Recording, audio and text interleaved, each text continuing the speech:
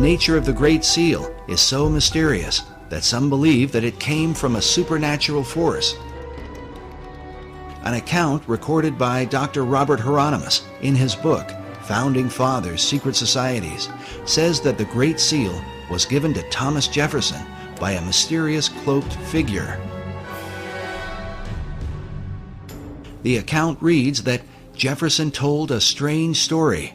A man approached him wearing a black cloak that practically covered him, face and all, and told him that he, the strange visitor, knew they were trying to devise a seal, and that he had a design which was appropriate and meaningful.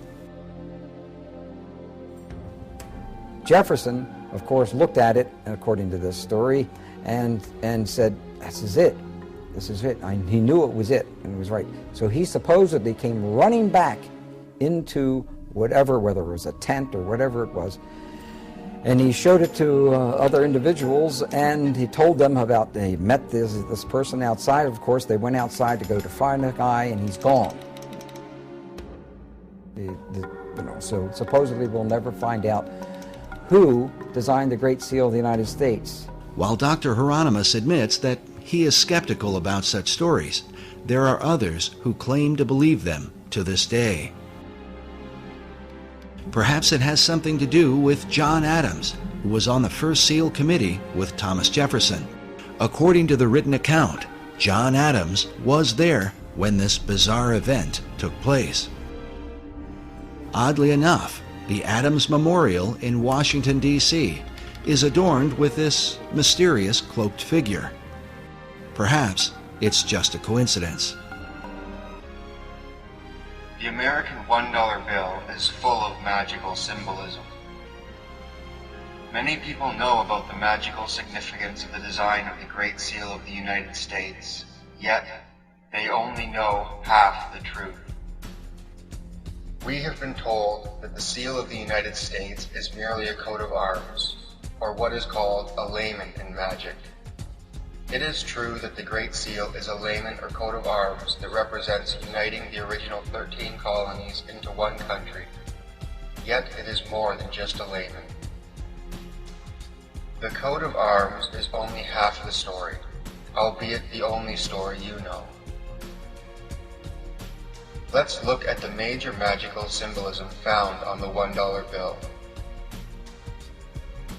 Looking at the obverse or front side of the $1 bill, our eyes land directly on the image of George Washington, and we are immediately reminded of his Masonic heritage.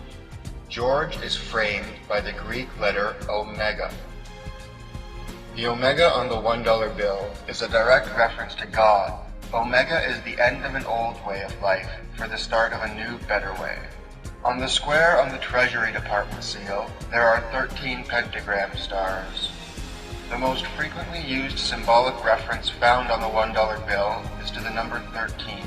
Through the Hebrew system of gematria, letters are broken down into numbers. The words love and unity both equate to the number 13. Found on the reverse or back side of the $1 bill is a wealth of highly significant magical symbolism used in Western Kabbalistic ceremonial magic. On the center of the bill is the only English phrase used on the reverse side. It reads, "In God we trust." "In God we trust" came from a hymn or invocation to the American people by Aleister Crowley. It is an invocation to manifest the new aeon or age and drive America and the world into independence. The real magic takes place on the Great Seal of the United States. On the obverse side of the Great Seal, there are 13 stars above the eagle's head, 13 stripes in the shield, 13 leaves on the olive branch, 13 arrows in the eagle's talon, and then 13 letters in the phrase E pluribus unum, which makes for 2 points on either side of the eagle's head, for the 6 points total of the hexagram. Furthermore, the 13 pentagram stars are united into one hexagram star, symbolizing unity of man or woman with the universe, the unity of the macrocosm and the microcosm. As above, so below. As below, so above. A pentagram represents the microcosm, which is related to a human. A hexagram represents the universe. When a hexagram is superimposed over the pyramid, the letters A, S, M, O, and N are connected. Looking at the reverse of the seal, we are again bombarded with 13. There are 13 letters in the phrase annuit coeptis, and 1, 2, 3, 4, 5, 6, 7, 8, 9, 10, 11, 12, 13 steps in the pyramid.